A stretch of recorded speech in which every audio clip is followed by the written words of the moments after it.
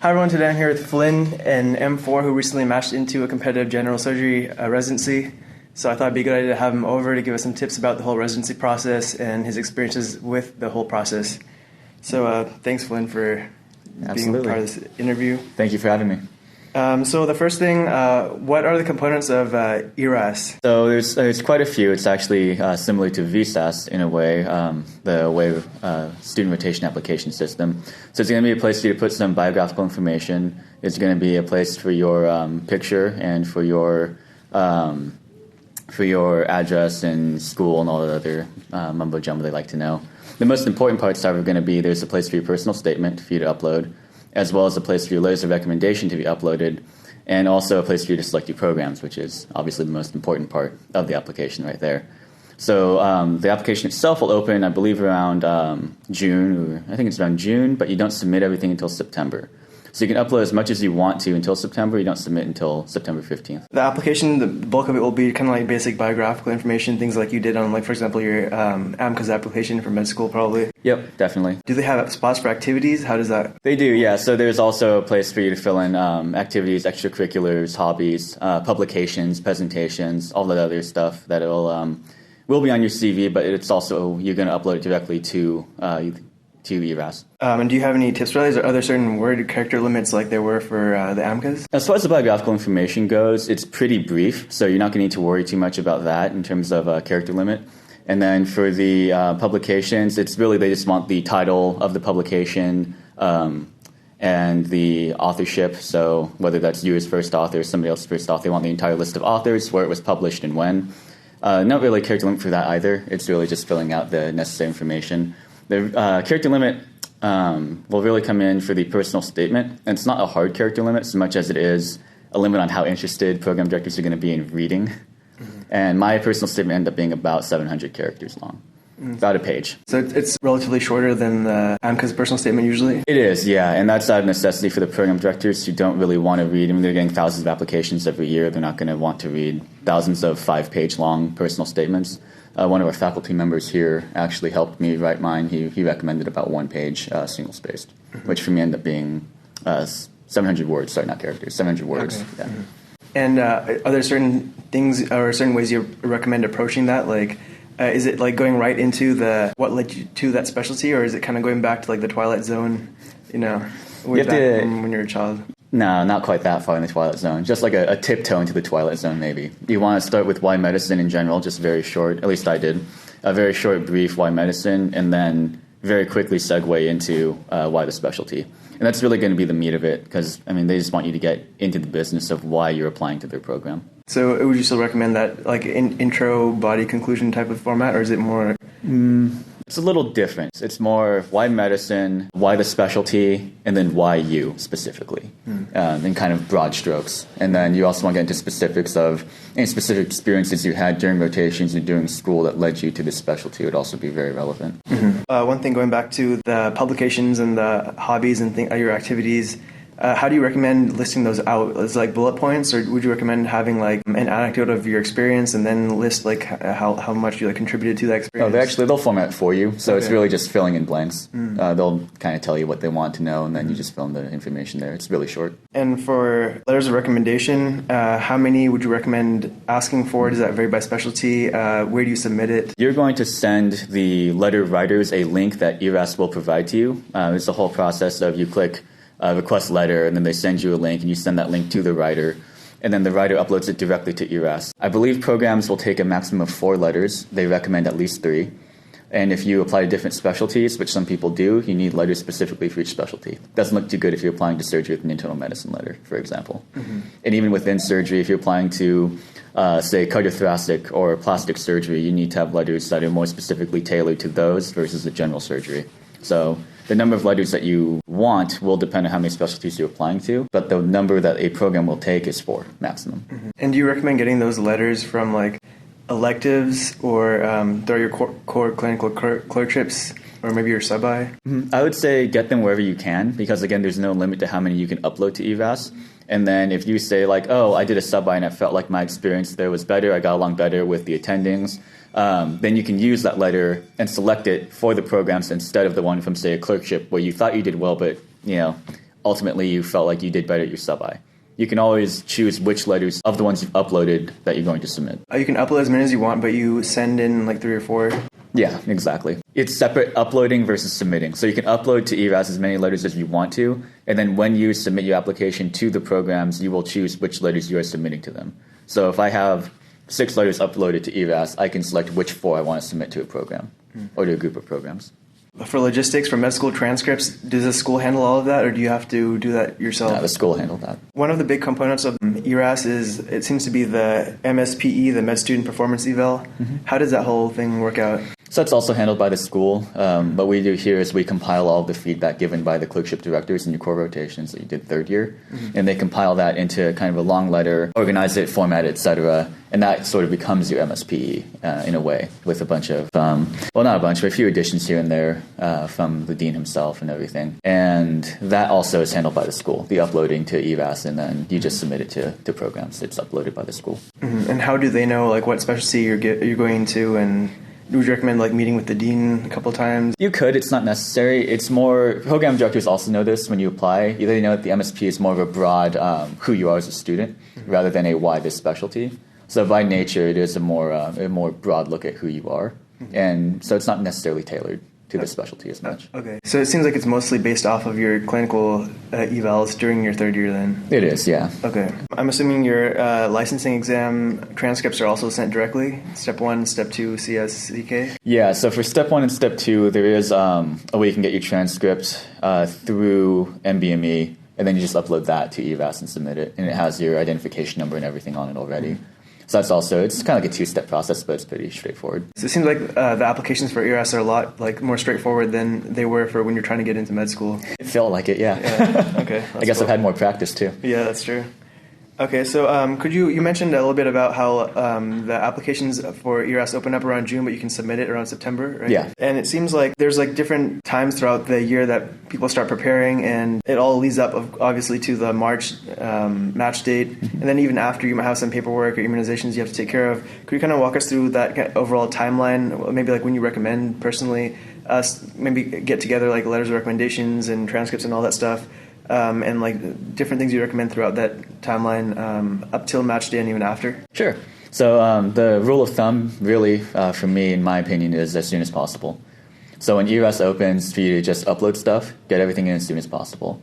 The more that you do ahead of time, the more you see like, oh, I'm missing this, and then you have more time to kind of find it and get it ready. You really just want to be hitting submit on September 15th. You really don't want to be hunting for letters or hunting for your personal statement or editing this or editing that. You just want to be ready to go, submitting to the programs, because it's the timing does matter. The sooner you get it in, the better your odds of getting interviews. So I would say ERAS opens, fill in your biographical information, get your picture uploaded, get your letters uploaded as many as you can, and get your personal statement uploaded. If it's not completely ready by then, that's okay. You still have time to edit it, but I would say try to be done with that, again, as soon as possible and happy with it. Maybe if you're not happy, just get it in. And then September, submit everything. You just checkbox a bunch of programs and choose which documents you want to upload to them and submit to them. And then wait for interviews to come around. Interviews are going to generally be varies by specialty. For me, I had most of mine November to January. And then from January on, or so I guess in February you rank your programs. That's also pretty important. So February, the deadline is, it varies, but for us, I think it was mid-February, we had to rank everything. And then after that, you just kind of cross your fingers and hope. On the Monday of match week, you find out whether or not you matched and whether or not you matched into a preliminary spot or a categorical spot. I can talk more about those two later as well. And then on Friday, you find out where. After that, your programs are going to send you paperwork my program's going to send me some books to look through, and so I'm up to speed with everything when we start. And other than that, just kind of take some time off and be ready for July when you start. For that February ranking deadline, what schools do you rank? Is it just do schools who are interested in you send you like a notification or something, or do you just rank every school that you applied to? In general, you just rank the ones you interviewed at, because that's kind of their note to you that they're interested, is the interview invitation. If you didn't interview at them, you technically still can rank. You can rank as many programs as you want that you applied to. You can. I think you can even rank programs you didn't apply to if you really wanted to. But in terms of what's going to actually be beneficial, programs that didn't interview you, if they're not interested enough to interview you, you're not going to be interested enough to rank you. So they're not really worth it. So yeah, just rank the ones we interviewed at. And are there certain strategies you recommend for ranking, or do you recommend just doing it straight up? Because I heard some people trying to do some like weird ranking certain things certain ways. The way that the algorithm works out, from everything I've heard and read, just rank the programs you want in the order you want them. Because it's supposed to favor the student in theory. So if I rank a program first and they rank me third, it still slots me into that program until I get my spot taken by people that ranked higher than me. So to me, when I was looking at it, it didn't seem like there was any benefit in trying to game the system, so to speak. It seemed like the most beneficial thing was to just rank the programs in order of preference. And kind of on that timeline idea, when you recommend taking step 2 CK and CS, and some people seem to take it during the fourth year, and that seems like it'll be kind of confusing to do maybe after you submit your ERAS or around the time. Yeah, so in general, I'd say take CK around basically a year after you took step 1. Well, for me, that's what I did. I took step 1 in June, and then I took step 2 CK the following June. I think that having CK in for your initial applications is going to be helpful. CS programs don't seem to weigh as heavily as CK. I ended up doing step 2 CS in January, which is a little bit later than I probably should have done. It doesn't really give me a whole lot of time to retake it if I had failed. Fortunately, did not, passed. But I think for CS, again, if you do it earlier, it's just a weight off your shoulders. You don't have to bother with it. But as long as you pass it before you graduate, it's fine. A lot of my classmates took it in November and December. I was a bit later in January, and the other group took it in summer. So it really is not weighted as heavily as CK. CK, I think you really want to have done before you submit your applications. CS, I think it's beneficial if you have it in, but it's not as necessary. When would you recommend scheduling sub-Is and electives, maybe that are relevant to your specialty? Would you recommend doing 1 or 2 sub-Is or away rotations, or how would you recommend scheduling all those into your fourth year? So I, being a bit of a masochist, scheduled 4 sub-Is during fall, which I don't necessarily recommend. So for sub-Is, I would say you really want to do 1 before you submit your applications in September. I think that if you have a letter from an attending that you worked with during the sub-I that says that you're working at or above an intern level, that you've worked well with the team, that you're doing, just fantastic work overall, I think that helps a lot in terms of getting you an interview at a residency program. Because that's already saying that you're prepared to take on the responsibility and the workload. So I would say July or August, probably do a sub-I in the specialty in which you're interested. The other ways that I did were in areas that I was interested in as well. I did plastic surgery at UC Davis, general surgery at San Joaquin, which is coincidentally where I'm going to be starting July, and then cardiothoracic surgery at Harvard UCLA, and GI surgery again at Davis. So it's just kind of, for me, because surgery is so broad, it was getting a feel for different areas of surgery, different things I might be interested in. For internal medicine, for example, you could also do the same, cardiology, nephrology, critical care. There's just so much within each specialty that you can look at and that you can experience. I think it's worth doing a couple of ways in those. That being said, though, you should also, if you want to, explore areas that you're not going to see again. One thing I wish I had done was do a critical care medicine rotation. I didn't get a chance to. But that would have been great because I am going to see parts of it, but I'm not going to be exposed to as much of the medicine side. I'll still manage surgical ICU patients, but in terms of a critical care medicine rotation experience, I'm not really going to see quite that heavy of a medicine aspect. So that's something I wish I had gotten to do. So I seem to hear that a lot of people recommend doing away rotations at places that you want to get into rather than maybe areas that you're interested in. What are your thoughts on that? It seems like you kind of recommend doing away rotations more at places that you're interested in or you want to expand your knowledge of. Yeah, I would say there's a balance to be struck there. I think if you want to do rotations at 1 or 2 locations that you're really considering, it's definitely worth doing. The strongest recommendations you're going to get are from attendings of the same program or even the program director of a program where you're applying to. You can really show off if you know your stuff, if you work well with the team. They take that into consideration. The residents are going to give feedback on your performance too. If you're applying to, for example, for me, I applied to San Joaquin General, and I did a 4-week sub-I there, and I really liked the team, and I hope they liked me too. But assuming that I did well there, then the residents can also give feedback and say, hey, this guy, he's working well with the team, he does good work, he takes on responsibilities, he works hard. That says a lot too, because those are the people who are going to be working with you, right? If that's the place you want to go. So knowing that they are happy to work with you and that they enjoyed working with you that is going to go far also in securing an interview and ultimately securing a spot for you. How many schools do you recommend applying to, and does that vary by, I'm sure it probably varies by what specialty you're going into? It definitely does. So the AMC actually published some numbers on number of applications versus likelihood of being accepted to a residency spot. And they found that after a certain point, there was a diminishing return, so to speak, where you don't increase your odds of matching somewhere that much by adding more programs.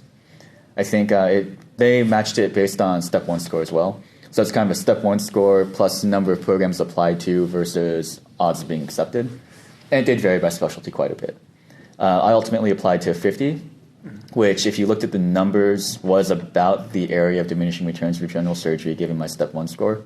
But I probably could have applied to a few more and been okay. It's just that the more programs you apply to, there's not a huge, in my opinion, it's not, I mean, there's a financial cost to it. It costs you more money to apply. But even if you get interviews that you can't make, you can always turn down the interviews. It doesn't, it's not going to, if you really don't want to go to the program, it's not a huge deal, I don't think. I ended up getting enough interviews that I was pretty comfortable at places I'd be happy going to. So, I mean, looking back, having matched, it's hard to say I would have done something different, but if you'd asked me before match week, I probably would say, yeah, I could have applied to a few more programs. You mentioned before that there's categorical versus preliminary, and I heard there's transitional year. Could you explain those things in those programs? Sure. Yeah. So transitional year, I'm not as familiar with, but some programs, I believe anesthesiology, radiology, and I think a few others require either a preliminary year or a transitional year. Transitional year, to my understanding, functions similarly to your 4th year, where you look at you do different electives in different areas, and you're kind of just rotating through different electives, so to speak. A preliminary year would be for surgery, you can do a preliminary year of surgery, a preliminary year of medicine, where you are effectively an intern in one of those specialties, and it just doesn't necessarily count as a postgrad year 1, right? So PGY 1 would be a categorical intern. That's what I'm going to be doing. Whereas other people would be preliminaries, which is where you do your year as an intern and get the experience and get the knowledge, but you still apply the next year for a match. So still go through the match process again as a prelim. The exception being if you're already accepted to a radiology program and they just want you to do a preliminary year, you do your prelim year and then you just start the radiology program you already got accepted to, right? So it depends on what specialty you're applying to. For surgery, a prelim year is kind of like a pre-PGY 1 kind of thing. Some programs will take prelims into PGY 2 spots. It really depends. So is it pretty difficult to go from prelim to PGY 2? Or? From my understanding, it's a little bit less common. It's a little bit more difficult. The most common would be prelim into PGY 1. Okay, so then you have to kind of repeat a year? Essentially, yeah. Okay. It's difficult. But at the same time, you do have the experience and the knowledge that you gained from that prelim year. So, it's going to be another year. It's going to be challenging, but it will get you where you need to go. So interviews are in the fall and winter of your M4 year. You're getting interview invites throughout that period, and you might be on intense electives or doing multiple 4 subIs at that time. And so you're probably busy. You won't be able to check your email and then choose the interview dates as quickly as you want to, for example. How do you recommend scheduling that, dealing with all those interview invites for competitive programs? Yeah. And when would you recommend scheduling those, since oftentimes you don't have a lot of time off during your electives or sub-Is or whatever, and you want to obviously go to as many interviews as you can, especially if they're competitive? Yeah, absolutely. So a lot of that comes down to scheduling your 4th year. You really want to schedule a little bit lighter electives, so to speak, during the fall and winter. I'd say more towards, again, depending on specialty, probably November to January. You want to take either time off or you want to schedule lighter electives, things that are going to let you take some time off. You probably don't want to put sub-Is there, right? Because you want to have electives where you're going to be able to maneuver your schedule accordingly. And for surgery, it's tough because if you're in the OR and you're scrubbed in, you're not going to be able to say, let me check down, get my phone real quick and check this interview invite. So that's another thing to consider also is, maybe even if you're interested in surgery, maybe do a medicine away or something like that, or radiology or anesthesiology, something where you can easily access your phone, your email accounts. A lot of the times it will be first come, first serve, and it's really tough because if you don't get there in the first 10 minutes, slots are filled and you're out of luck. So on the note of scheduling interviews, sometimes you don't have a choice. Sometimes they say, if you want to interview, here's your day. Good luck, see you then. Other times you'll get a choice of a few days, assuming that you responded quickly enough. If you have the choice of days, then try to clump your interviews. Let's say I've got a bunch of East Coast interviews. Try to get those all done in a weekend or in a span of 5 days or so, because otherwise it gets really costly, and it will get really costly regardless of what you try to do. between lodging, between flights, between food, between everything. It's going to be an expensive year. There's really no way around it, unfortunately. And especially if you are a competitive applicant, you're interviewing at a bunch of different states and a bunch of different times, it's going to get expensive. Programs often don't provide lodging to you or anything like that, so you're stuck in hotels and Airbnbs. You have to schedule time accordingly. But a lot of it is going to be try to arrange your elective schedule, knowing that in advance that these months are going to be pretty packed already. You can even have time off.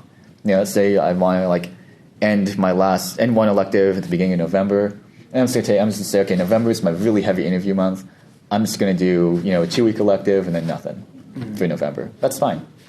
At least here, North State, we've arranged our fourth-year credit requirements that you can take some time off for interviews and still graduate on time. It's not a death sentence to take a couple weeks off in November or December or whenever. And so you mentioned the finances. I was going to ask tips that you had for managing finances or paying for all those things, since I thought maybe some schools might pay for some of your lodging or things like that. Sometimes, but not often. I definitely wouldn't rely on it as the main source of, when I'm financing or when I'm budgeting this out, I wouldn't, chalk that up as something that's going to happen frequently. It's really, in my opinion, not a fantastic way to budget for fourth year. I think it's just going to be a painful year in terms of costs and everything. You can always reach out to classmates, family members, friends, say, hey, I'm going to be here. Is it okay if I crash? Just for a couple nights. Try to arrange lodging that way. But and then try to clump your interviews if you can so you don't have to fly so much.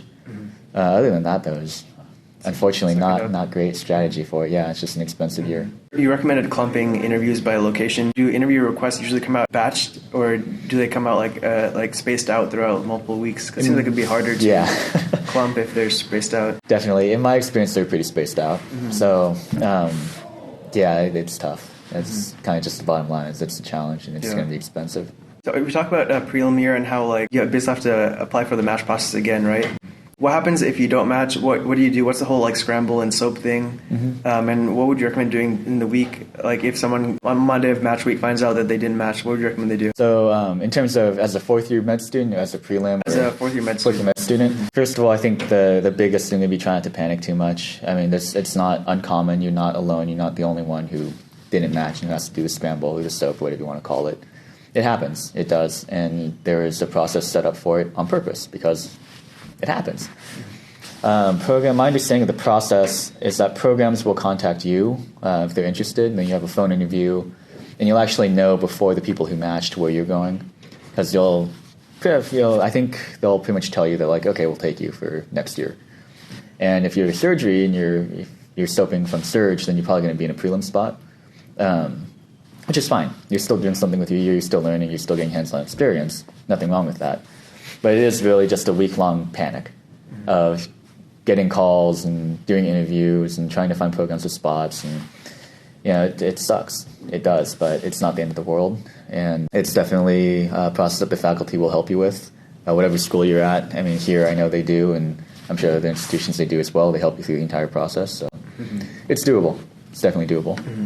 And what would you recommend if someone that still doesn't get in through that Scramble or the SOAP? Do you recommend they try to do another specialty, or they wait a year and do research or something, or maybe there's some other kind of clinical job? What would you recommend? So you have a few options, many of which you just mentioned, but you could repeat a semester or two of school and get more electives, more experience. Or you could do research, like you said.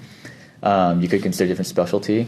Really, it comes down to a little bit of self-reflection, I think. What do you think the weakest parts of the application were? What do you think fell short? If it's your scores, then unfortunately, we're locked into our scores, right? We can't retake step one, can't retake step two. If you passed, that's pretty much what you're stuck with for the next few years. So can't do much about that. Then you might consider a different specialty and then applying out of that specialty into the one you're interested in later on down the road. It's a much longer process, but again, it's something. If you think, hey, I got interviews, but I don't think I did well on them, try to look back on what fell short during the interview. What do you think was the problem during the interview? And then during that time, you could do, again, research your transitional year or whatever, just to, make your application stronger in general. Just the repeat of the fourth year, not transitional year necessarily, but a repeat of fourth year. And if research was your weak point, then, research, right? So it sort of depends on where you think you fell short. And if that's addressable from something you can do during the year, then address it. And if it's not, then maybe try to find an alternate path to what you want to do. So hopefully everyone matches and they get in. What would you recommend doing after matching? It seems like you favored the work hard before and then maybe relax a little bit after method. Yeah. Is there anything else you'd recommend doing? Yeah, I mean, in general, I'm a big work hard, play hard kind of individual, so I front loaded on purpose. I think that after match, I mean, really it's your time to enjoy yourself, in my opinion. It's your time to relax. It's your time, you just dug in and worked your ass off for 4 years. So I think this is kind of where you get a little bit of that reward before you start your intern year. The other thing you could consider doing, which I do plan on doing, is doing a little bit of review before you step into intern year. There's a lot of medicine. There's a lot to know. And there's a lot to forget. Mm-hmm. I've forgotten plenty. I was talking with one of my third-year friends, and she just completely schooled me on everything, which she would have done anyways, I'm sure, but it was especially embarrassing because I remember very little now. Mm-hmm. So doing a little bit of review before you walk into intern year can be very beneficial. Like I said before, my program director is going to send the interns some reading materials, and I'm going to definitely go over those and try to make sure that I'm prepared for intern year. But in general, travel, relax, develop some life skills. That's what I'm trying to do. I'm trying to learn how to cook. Just be a person for a little while before you have to go back to being a student. Mm-hmm. Okay, great advice. So thank you again, Flynn, for offering your advice to everyone. And thank you guys for watching. If you have any questions, leave them down below in the comment section, and I'll ask Flynn and get back to you. Absolutely, and thank you again for having me. I will provide Adnan with a couple of links to the numbers I was referencing from the NRMP and the AAMC, in case you're interested in looking at those numbers yourself. And thanks again for watching. Take care.